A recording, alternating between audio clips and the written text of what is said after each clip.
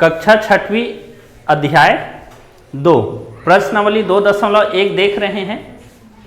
पहला प्रश्न है, सबसे छोटी प्राकृत संख्या कौन सी है? तो हमें पता है सबसे छोटी प्राकृत संख्या किसे बोलते हैं? जो गिनती की संख्या है उसको प्राकृत संख्या बोलते हैं। और हम लोग गिनना कहाँ से चालू करते हैं? 1 से चालू करते हैं, 1 2 3 4। तो सबसे छोटी प्राकृत संख्या क्या कहलाएगा? 1 कहलाएगा। तो सबसे छोटी प्राकृत संख्या 1 है। अब कौन सी पूर्ण संख्या प्राकृत संख्या नहीं है? अब पूर्ण संख्या, तो पूर्ण संख्या किसको कहते हैं?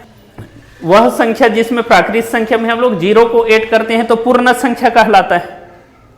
तो पूर्ण संख्या, 0 पूर्ण संख्या है, लेकिन 0 प्राकृत संख्या है क्या? नहीं है। प्राकृत संख्या तो 1 से चालू होता है। तो हम लोग लिख सकते हैं 0 पूर्ण संख्या है लेकिन प्राकृत संख्या नहीं है। प्रश्न 3 है, वह पूर्ण संख्या बताइए जो 5 की पूर्ववर्ती हो। पूर्ववर्ती मतलब पूर्व यानी कि पहले का। तो 5 का पहला, तो जस्ट 5 का पहला क्या आता है? 4 आता है। तो हम लोग क्या लिखेंगे? 5 की पूर्ववर्ती संख्या 4 है। प्रश्न 4 है, 45 की अगली 3 क्रमगत संख्याएं लिखिए। तो अगली मतलब उसका बाद का ना, और क्रमगत मतलब लाइन से। तो हम लोग बोलेंगे 45 की अगली 3 क्रमगत संख्या हमारा क्या हो जाएगा?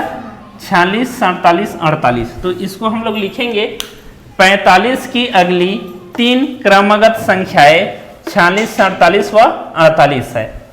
अब हमें प्रश्न 5 पूछ रहा है, 41,608 तथा 41,806 में कौन सी संख्या बड़ी है? तो छोटी और बड़ी संख्या हमें पूछ रहे हैं, तो दोनों में अंकों की संख्या देखो समान है। 1000 और 10,000 में देखो यहाँ भी समान है। अब हम लोग सैकड़ा को देखते हैं। सैकड़ा में यहाँ क्या है? 6 है और यहाँ 8 है। तो उसका मतलब ये बड़ा हो जाए। 41,806 संख्या बड़ी है। प्रश्न 7 है, निम्नलिखित संख्याओं की पूर्ववर्ती संख्या लिखिए। तो पूर्ववर्ती संख्या मतलब हम लोग पहले भी देख चुके हैं। दी गई संख्या में 1 घटाने पर प्राप्त संख्या पूर्ववर्ती है। कोई भी संख्या दिया रहता है उसमें 1 घटाएंगे तो उसका पूर्ववर्ती है, या दिया गया संख्या से पहले जो संख्या आता है उस संख्या का पूर्ववर्ती है। तो हमारा 25 का पूर्ववर्ती पूछ रहा है। तो 25 में 1 घटाएंगे तो क्या प्राप्त होगा? 24। तो देखो 25 से पहले 24 आता है। 79 में 1 घटाएंगे तो क्या होगा? 78। 520 का पूर्ववर्ती क्या हो जाएगा? 520 में 1 माइनस करेंगे तो 519। 1100 का पूर्ववर्ती क्या हो जाएगा? 1100 में -1 करेंगे तो क्या हो जाएगा? 1099 होगा। अब ये 52,332, 52,332 में 1 घटाएंगे तो क्या मिलेगा? 52,331। तो ये सब संख्या का ये क्या है? पूर्ववर्ती संख्या, यानी कि इस संख्या से पहले ये सब आता है। प्रश्न 8, निम्नलिखित संख्याओं की परवर्ती संख्याएं लिखिए।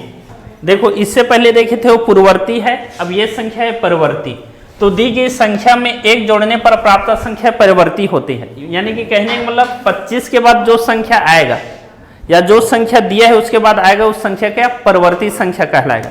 तो देखो 25 में हम लोग 1 जोड़ेंगे, 25 धन 1 तो क्या मिलेगा? 26।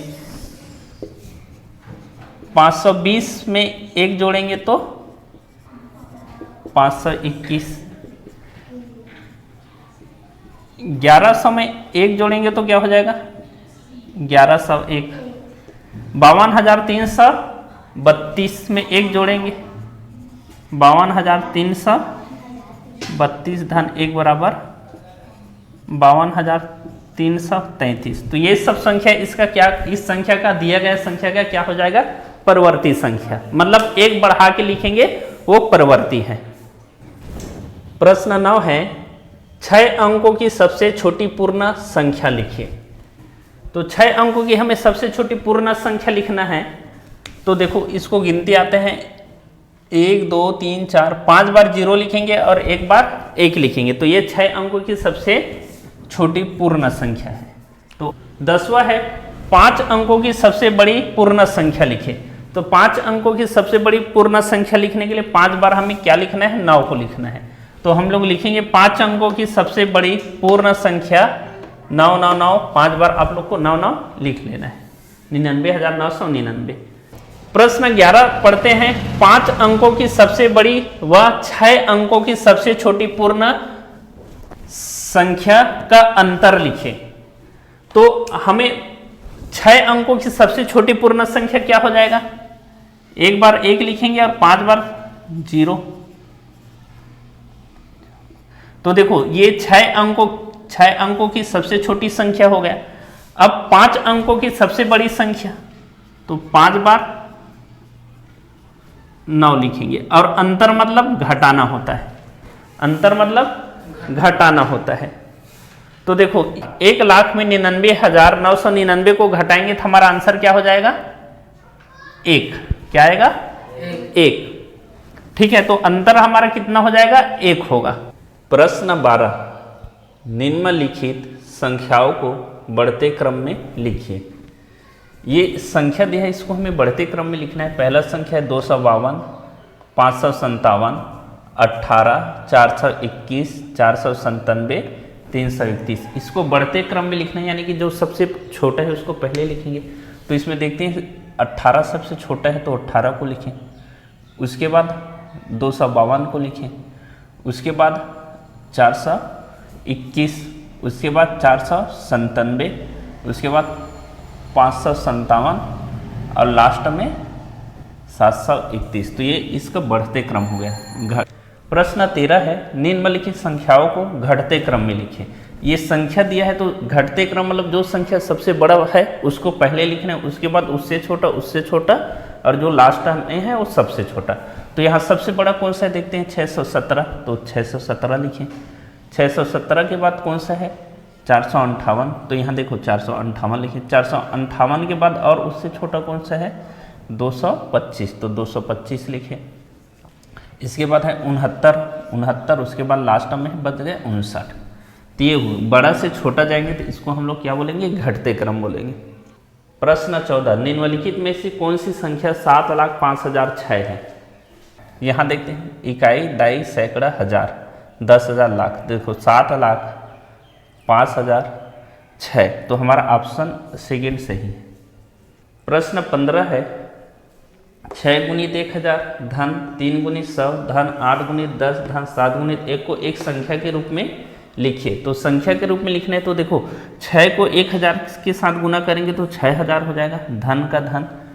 3 को 100 के साथ गुना करेंगे 300 हो जाएगा, फिर धन का धन। और 8 को 10 के साथ गुना करेंगे तो 80, और 7 को 1 के साथ गुना करेंगे तो 7।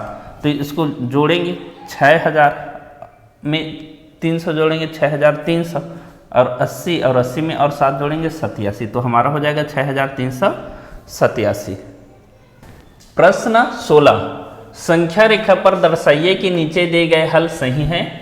16 का पहला का ए, 4 धन 3 बराबर 7, इसको हमें संख्या रेखा पे दर्शाना है कि ये सही है कि नहीं है। तो हमें तो पता है 4 धन 3 बराबर 7 होता है, लेकिन संख्या रेखा पे देखते हैं तो ये हमारा संख्या रेखा हो गया 0 1 2 3 4 5 6 7 8 9, ऐसा करते करते पूरा जाएंगे। तो ये हमारा संख्या रेखा है। अब संख्या रेखा पे देखते हैं, पहले क्या बोल रहा है, यहाँ कुछ नहीं, धन है, तो 0 से कहाँ जाना है, 4 जाना है। तो देखो ऐसा गए 0 से 4 और यहाँ लिखे +4, जिधर जाते हैं उधर ये तीर का निशान रहता है, 4 है। अब यहाँ से 4 से हमें 3 और जाना है, तो 1 2 3 यहाँ पहुँचेंगे तो इसको ऐसा लिखेंगे। तो देखो 7 में पहुँच गए।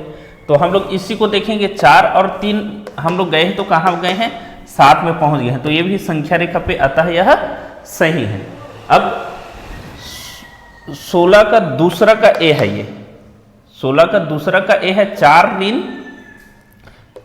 3 बराबर 1। अब इसको भी संख्या रेखा पे दर्शाते हैं, ये हमारा संख्या रेखा हो गया। अब संख्या रेखा पे हमें चलना प्रारंभ करते, पहले कहाँ जाना है, 4 आगे तरफ, ये 0 से जाएंगे 1 2 3 4, देखो यहाँ से यहाँ गए। अब ये बोल रहा है -3 का मतलब हमें 3 घर वापस आना है। तो गिनेंगे 1 2 3, यहाँ वापस आए, देखो तो वापस आए तो इसको उल्टा तीर के निशान से इधर और -3 लिखा जाता है। तो तो यहाँ फिर वापस है, 4 कदम पहले गए और 4 घर जाने के बाद फिर एक खाने में वापस है, तो हम लोग कहाँ पहुँच गए, 0 से 1 में। तो हमारा आंसर क्या आना चाहिए, 1 आना चाहिए। तो हमारा आंसर क्या हो गया, 4 - 3 = 1, अतः उत्तर क्या है, सही है। अब 16 नंबर का तीसरा का ए देखते हैं, 2 × 3 = 6।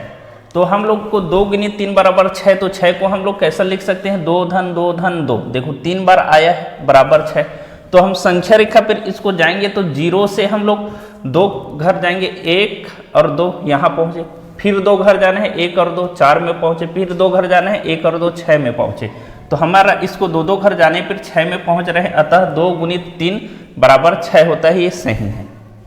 अब हम लोग देखते हैं चौथा का ए, 6 / 2 यानी 6/2 = 3 होता है। तो हम लोग संख्या रेखा पे इसको ऐसा लिख सकते हैं, 0 से लेके 6 तक। उसके बाद हम लोग संख्या रेखा पे देखो ये 6 है, 6 से हम लोग 6 में 2 कम करेंगे, 6 से 2 वापस आएंगे तो कहाँ पहुँच गए, 4 में यहाँ। अब यहाँ से फिर 2 वापस आते हैं तो हम लोग कहाँ पहुँच जाते हैं, 2 में।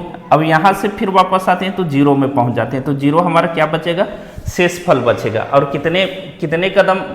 कितने बार हम लोग चले हैं, 3 बार चले। तो हम लोग बोल सकते हैं कि 6/2 = 3 होता है, उत्तर सही है।